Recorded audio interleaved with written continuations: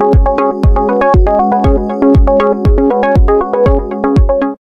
खबर विस्तारमा। कर्णाली प्रदेश सरकारले मातृ शिशु मृत्यु दर घटाउन विशेष नमुना कार्यक्रम कार्यान्वयन गर्ने भएको छ। जनचेतनाको अभाव, आर्थिक कमजोर अवस्था र भौगोलिक विकटताको कारणले कर्णालीमा मातृ तथा शिशु मृत्यु दर उच्च रहेको तथ्याङ्कले देखाएको छ। प्रदेश सरकारले समाजको चेतना अनुरूपका कार्यक्रम सञ्चालन गर्ने जनाएको छ। विश्व स्वास्थ्य दिवसको अवसरमा सुर्खेतको वीरेन्द्रनगरमा आयोजना गरिएको कार्यक्रममा यस्तो जानकारी गराइएको हो।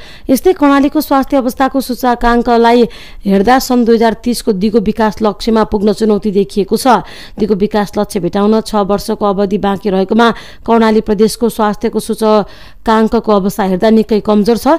कर्णाली प्रदेशमा शिशु मृत्यु दर 6.4% रहेको मन्त्रालयका वरिष्ठ जनस्वास्थ्य प्रशासक वृषबहादुर शाहीले जानकारी दिनुभयो।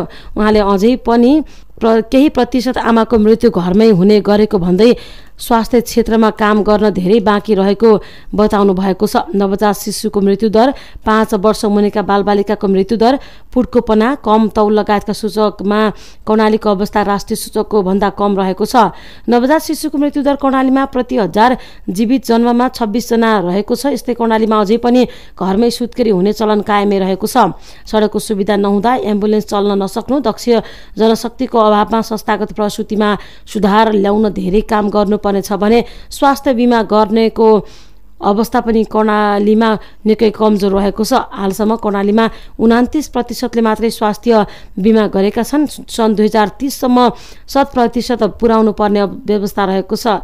यस्तै प्रदेश स्वास्थ्य सेवा निर्देशक डाक्टर रबिन खड्काले स्वास्थ्य क्षेत्रको आधाभन्दा बढी सूचकमा कर्णाली पछाडि रहेकाले धेरै काम गर्नुपर्ने बताउनु भएको छ। उहाँले कर्णालीको मातृ मृत्यु दरमा विगतको तुलनामा सुधार आएको दावी गर्दै अन्य सूचकलाई पनि यस्तै सुधार गर्दै ल्याउनु पर्ने सुझाव दिनुभयो। सामाजिक विकास मन्त्री घनश्याम भण्डारीले दिगो विकास लक्ष्य भेटाउन कर्णालीको अवस्था हेर्दा धेरै चुनौतीपूर्ण रहेको बताउनुभयो। उहाँले बाल मृत्यु दर, मातृ मृत्यु दर कमी आए पनि अन्यमा सुधार गर्नुपर्ने धेरै रहेको उल्लेख गर्नुभएको छ। कर्णालीमा चिकित्सक आउन नचाहने, अरू खालका जनशक्तिको अभाव, भौगोलिक कठिनाई जस्ता कारणले यहाँको स्वास्थ्य क्षेत्र जटिल बने पनि विगतको तुलनामा क्रमशः सुधार आइरहेको उहाँको भनाइ छ। सुर्खेतको पश्चिम क्षेत्रमा पर्ने बापिया चौर विद्यापुर सडक खण्ड अन्तर्गत 13 किलोमिटर सडक खण्डमा रहेका 864 वटा रुख कटान हुने भएका छन्। नेपाल सरकारको मन्त्री परिषदको फागुन 26 गते बसेको बैठकले यो क्षेत्रमा पर्ने राष्ट्रिय वन क्षेत्र अन्तर्गत सडक खण्डमा रहेका रुख कटान गर्ने निर्णय गरेको भए पनि त्यस क्षेत्रका नागरिकले भने सडक समयमै बन्नेमा अझै आश्वस्त हुन सकिरहेका छैनन्। मन्त्री परिषदको निर्णय पश्चात प्रदेश सरकारको भौतिक पूर्वाधार एवं शहरी विकास मन्त्रालय अन्तर्गत रहेको पूर्वाधार विकास निर्देशनालयले फागुन 19 गते जग्गा सट्टा भर्ना सम्बन्धी 15 दिने सार्वजनिक सूचना समेत जारी गरेको थियो। ब्राहताल गाउँपालिका 7 का स्थानीय रमेश शाहीले सडक निर्माण पूरा हुने छाँट नदेखिएको बताउनुभयो।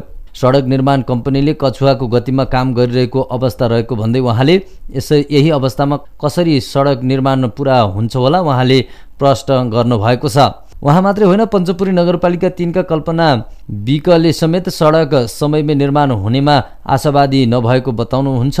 आजदेखि नै बन्न लागेको नभई वर्षौंदेखि सडक बन्न लागे पनि अवस्था उही भएको भन्दै उहाँले आशा नरहेको बताउनुभयो। उहाँले निर्माण कम्पनीले तत्काल सडक निर्माणलाई तीव्रता दिएर काम सम्पन्न गरेको भए पश्चिम सुर्खेतका नागरिकको जीवनशैलीमा व्यापक परिवर्तन आउने बताउनुभयो। बाबिया चौर खम्बगाडे सडक खण्ड अन्तर्गतको 12 किलोमिटर सडक कालोपत्री गर्न संघीय सांसद दिकपाल कुमार शाहीको निर्माण कम्पनीले 42 करोड 47,61,000 पूर्वाधार विकास कार्यालय सुर्खेतसँग 2079 असार 14 गते सम्झौता गरेको थियो। त्यो सडक निर्माणको थप गरेको म्याद भने आउँदो असार 12 गते सकिँदैछ।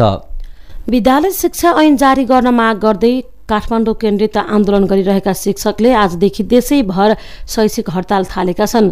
शैक्षिक हडतालका कारण आजदेखि कर्णालीमा पनि सामुदायिक विद्यालयमा शैक्षिक गतिविधि प्रभावित भएको छ। आन्दोलनका लागि सुर्खेतसहित धेरै जसो जिल्लाबाट शिक्षकहरू काठमाडौँमा केन्द्रित भएका छन्। उनीहरूले शिक्षा क्षेत्रको सुधारका लागि विद्यालय शिक्षा ऐन जारी गर्नुपर्ने एकसूत्रीय माग पूरा नभएसम्म आन्दोलन जारी रहने बताएका छन्। उनीहरूले काठमाडौँको बबर महल माइती घर क्षेत्रमा मुखमा कालो मास्क लगाएर मौन प्रदर्शन गरेका छन्।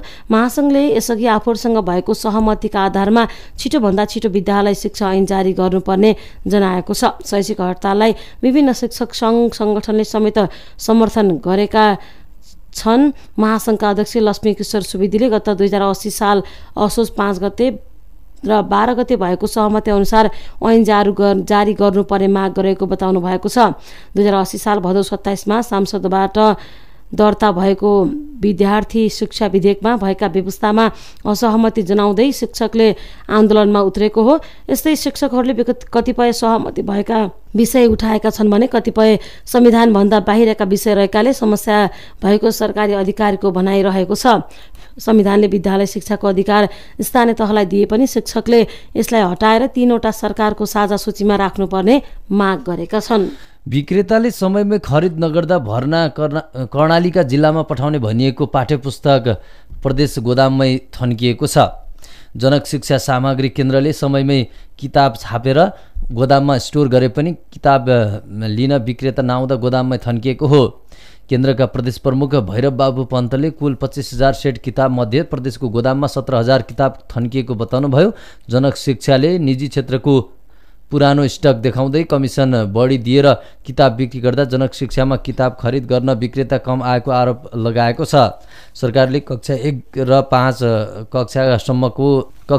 5 को जनक शिक्षालाई छाप लगाएको थियो भने यही किताब निजी क्षेत्रले पनि छापेर कमिसन दिई बिक्री गरेको जनक शिक्षाको आरोप रहेको छ। डोल्पामा फागुनमै शैक्षिक सत्र सुरु हुने गरेकोमा अहिलेसम्म किताब पुग्न सकेको छैन। कर्णाली प्रदेशकै ठुलो रारा तालमा आउने विदेशी पर्यटकको सुरक्षाका लागि मुकुको तालचा विमानस्थल नजिकै अस्थायी पर्यटक प्रहरी पोस्ट स्थापना गरिएको छ। छायानाथारा नगरपालिकाको पहलमा कर्णाली प्रदेशकै पहिलो पर्यटक प्रहरी पोस्ट स्थापना गरिएको हो। छायानाथारा नगरपालिका 4 तालचा विमानस्थल नजिकै रारा जाने बाटोमा नगरपालिकाको सहजीकरणमा अस्थायी पर्यटकीय प्रहरी पोस्ट स्थापना गरिएको हो। छायानाथारा नगरपालिकाका प्रमुख विष्णु कुमार भामले रारा तालमा एकपटक आउने पर्यटक पटक आउन सक्ने वातावरणको सिर्जना गर्नुपर्ने औल्याउनु भएको छ।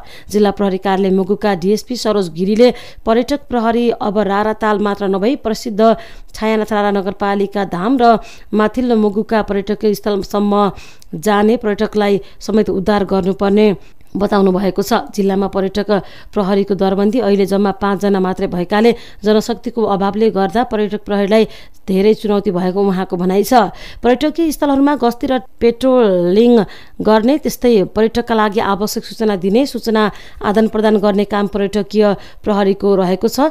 यस्तै पर्यटकीय क्षेत्रमा कुनै पनि अभद्र व्यवहार अध्ययन तथा अवांछित काम गर्ने व्यक्तिलाई नियन्त्रणमा लिई कारबाहीका लागि पठाउने लगायतका काम पर्यटक प्रहरीले गर्ने उहाँको भनाइ छ। डोटीमा मिनी ट्रक दुर्घटना हुँदा 1 जनाको मृत्यु भएको छ। आज मध्याह 12:30 बजे बडी केदार गाउँपालिका 3 देउथानमा मिनी ट्रक दुर्घटना भएको प्रहरीले जनाएको छ। जनजागरण सामुदायिक वनमा सडे गलेका काठ सङ्कलन गरी नजिकै सेलानेको खोलामा घाटमा गद्दी गर्न लैजाँदै गर्दा बागमती प्रदेश 030-01 ख 253 नम्बरको मिनी ट्रक दुर्घटना भएको हो। जिल्ला प्रहरी कार्यालय डोटीका प्रहरी उपरीक्षक विनोद शर्माका अनुसार सवारी अनियन्त्रित भएर सडक किनारामा पल्टिँदा ट्रकमा सवार बडी केदार गाउँपालिका 3 देवलका 27 वर्षीय सन्तोष गुरुङको मृत्यु भएको हो। गुरुङको ट्रकमा रहेका काठले च्यापिएर घटनास्थलमै मृत्यु भएको र त्यही ट्रकमा सवार रहनुभएका सामुदायिक वनका अध्यक्ष लोकबहादुर पल्ली मगर घाइते भएको प्रहरीले बताएको छ। घाइतेको स्थानीय स्वास्थ्य चौकीमा उपचार भइरहेको छ। अवस्था मध्यम रहेको जनाइएको छ। ट्रक चालक बडी केदार गाउँपालिका 2 वर्षेनका 29 वर्षीय गोपाल बडेलाको खोजी भइरहेको प्रहरीले जनाएको छ। जाजरकोट प्रहरीले पहाडी भेगमा अफिम खेती गरेको पत्ता लगाएर नष्ट गरेको छ। जाजरकोटको नलगाड नगरपालिका 1 खौला गाउँमा अवैध रूपमा लगाएको अफिम खेती प्रहरीले नष्ट गरेको हो। इलाका प्रहरी कार्यालय दल्ली जाजरकोटबाट प्रहरी नायब निरीक्षक अर्जुन खड्काको कमान्डमा खटिएको 20 जनाको प्रहरीको टोलीले घटनास्थलमा पुगेर करिब 65 रोपनी क्षेत्रफलमा लगाइएको अफिम खेती नष्ट गरेको पत्रकार कुलबहादुर साईले उल्लेख गर्नुभएको छ। जिल्ला प्रहरी कार्यालय जाजरकोटका सूचना अधिकारी हरिराम डाँगीले कसैको पनि नाममा नभएको जग्गामा लगाएको अफिम नष्ट गरेको बताउनुभयो। प्रहरीले अवैध लागु औषधजन्य बाली विरुद्धको अभियान अन्तर्गत अफिम खेती नष्ट गरेको उहाँको भनाइ छ। नेकपा एकीकृत समाजवादी जिल्ला कमिटी सुर्खेतले वीरेन्द्रनगरमा विरोध र्याली सहित कोण सभा गरेको छ। विरोध र्याली पश्चात वीरेन्द्रनगर नेताचोकमा भएको कोण सभालाई पार्टी केन्द्रीय उपाध्यक्ष प्रकाश ज्वाला र केन्द्रीय सदस्य एवं सुर्खेत जिल्ला इन्चार्ज केदार कणेलले सम्बोधन गर्नुभएको छ। समाजवादीले सुशासन र रोजगारीका लागि दरबारिया प्रतिगामी षड्यन्त्रका विरुद्ध देशव्यापी विरोध र्याली सहित सभा गर्ने जनाएको छ। अब बाँकी खबर। विज्ञहरूले सगरमाथा आधार शिविरमा विलासी सामानको प्रयोग रोक लगाउन सरकारको ध्यान आकर्षण गराएका छन्। काठमाडौँमा आयोजित एक कार्यक्रममा बोल्दै उनीहरूले हिमाल चढ्न जाँदा पनि आरामदायी जीवन बिताउन खोज्ने परिपाटीका कारण हिमालहरू बढी जोखिममा परेको दाबी गर्दै त्यस्ता सामानहरू रोक लगाउनु पर्ने माग गरेका हुन्। हिमाली पर्यटन व्यवसायी एवं पथ प्रदर्शक दावा टासी शेर्पाले हिमाली क्षेत्रमा विलासी वस्तुको प्रयोग गर्ने गरिएको उल्लेख गर्दै त्यसबाट उत्पन्न समस्याको दोष जलवायु परिवर्तनलाई दिने गरेको गुनासो गर्नुभयो। आरोही बढेर नभई विलासी सामान प्रयोगका कारण हिमालका आधार शिविर जोखिममा परेको उहाँको दाबी छ। यस्तै कार्यक्रममा जलवायु विज्ञ पपुलर जेन्टलले हिमाली क्षेत्रमा आइरहेको सङ्कटले हिमाली क्षेत्रमा मात्र नभई विश्वमै प्रभाव पारिरहेको उल्लेख गर्नुभएको छ। अन्तर्राष्ट्रिय खबर। अमेरिकाले आफ्नो देशमा आयात हुने वस्तुमा उच्च दरको भन्सार शुल्क लगाएपछि विश्व शेयर बजारमा उच्च गिरावट आएको छ। अमेरिकी भन्सार शुल्कका विरुद्ध चीनले सामान खरिदको दरको प्रतिक्रिया दिएपछि त्यसको असर विश्व शेयर बजारमा परेको छ। शुक्रबारदेखि नै अमेरिका र युरोपका शेयर बजार उच्च अङ्कले घटिरहेका एसियाका शेयर बजारमा पनि उस्तै गिरावट देखिएको बीबीसीले जनाएको छ। आजसम्ममा विश्वव्यापी रूपमा खर्बौं डलरको स्टक नष्ट भएको छ। लगानीकर्ताहरू सुरक्षित सम्पत्तिमा सरेकाले आज एसियाली इक्विटीहरू धेरै क्षति बेहोरेका छन्। जापानमा निक्केई 6.5% घटेको छ। यस्तै हङकङमा वाङसेङ झन्डै 10% र साङ्घाई कम्पोजिट 4% भन्दा बढीले घटेको छ। अमेरिकी राष्ट्रपति डोनाल्ड ट्रम्पको नयाँ भन्सार दरले शेयर बजार मात्र होइन पेट्रोलियम पदार्थ तथा सुनको मूल्य पनि उच्च दरले घटेको छ। अब खेल खबर। सुर्खेतमा हुने 10औं राष्ट्रिय खेलकुदका लागि 11वटा उपसमिति गठन भएको छ। युवा तथा खेलकुद मन्त्री तेजुलाल चौधरीले राष्ट्रिय खेलकुद परिषदका बोर्ड सदस्यको संयोजकत्वमा 11वटा उपसमिति गठन गर्नुभएको हो। विषय उपसमिति अन्तर्गत समारोह उपसमितिमा रञ्जना प्रधान संयोजक तथा बोर्ड सदस्य नन्दा बस्याल सदस्य रहनु भएको छ। प्राविधिक उपसमितिको संयोजकमा भानबहादुर चन्द, स्वास्थ्य उपसमितिको संयोजकमा जगत सिंह धामी, सुरक्षा प्रबन्ध उपसमिति संयोजकमा प्रदेश प्रहरी प्रमुख, प्रदेश प्रहरी कार्यालयलाई जिम्मेवारी दिइएको छ। खेल सामग्री तथा पोसाक व्यवस्थापन उपसमितिमा कमल प्रसाद भट्टराई, स्रोत परिचालन उपसमितिमा अञ्जन धमला, प्रचार प्रसार उपसमितिमा प्रकाश कुमार कुसारी, व्यवस्थापन उपसमितिमा सुवर्ण श्रेष्ठ संयोजक रहनु भएको छ। एन्टी डोपिङ उपसमिति संयोजकमा असीम भण्डारी, अनुसन्धान उपसमितिमा हिमाल कुमार श्रेष्ठ र पुनरावेदन उपसमिति संयोजकमा आनन्द कुमार झा संयोजक बन्नु भएको छ। राष्ट्रिय खेलकुद प्रतियोगिता निर्देशिकामा कार्य सम्पादन समितिको संयोजकको रूपमा राष्ट्रिय खेलकुद परिषद सदस्य सचिवले मन्त्रीको परामर्शमा उपसमिति गठन गर्ने प्रावधान छ। खेलकुद मन्त्री चौधरीले आफैले उपसमिति संयोजक र सदस्य तोक्नु भएको हो। 10औं राष्ट्रिय खेलकुद प्रतियोगिता आउँदो जेठको पहिलो साता हुने तय भएको छ। यसै सातादेखि हङकङमा सुरु हुने टी20 क्रिकेट प्रतियोगितामा खेल्न जाने नेपाली क्रिकेट टोलीको विदाई गरिएको छ। प्रतियोगितामा आयोजक हङकङसहित नेपाल, कुवेत र कतार सहभागी हुनेछन्। यस प्रतियोगितामा सबै टोलीले एकअर्कासँग एक खेल खेलेपछि 4 टिम मध्ये शीर्ष 2 टोली फाइनल खेल्नेछन्। र इन्डियन प्रिमियर लिग आइपिएल क्रिकेटमा आज मुम्बई इन्डियन्स र रोयल च्यालेन्जर्स बेङ्गलुरु खेल्दैछन्। अहिले साँझ 7:45 बजे मुम्बईमा हुने खेल जित्दै दुवै टोली अङ्क थप्ने योजनामा रहेका छन्। मुम्बई 4 खेलमा 2 अङ्कसहित 8औं स्थानमा छ भने बेङ्गलुरु 3 खेलमा 4 अङ्कसहित तेस्रो स्थानमा छ। गैरातीको खेलमा गुजरात टाइटन्सले सनराइजर्स हैदराबादलाई 7 विकेटले हराएको थियो।